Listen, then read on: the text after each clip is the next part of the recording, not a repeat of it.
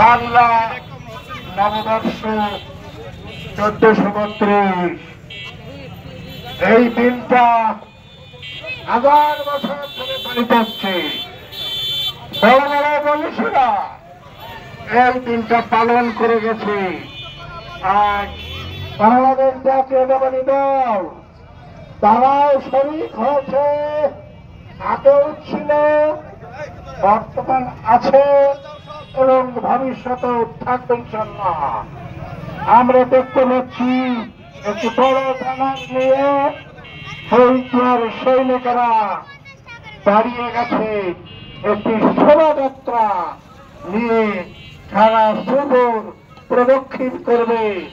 আমরা শ্রীপুর মাসির পক্ষ থেকে তাদেরকে জানাই অভিনন্দন।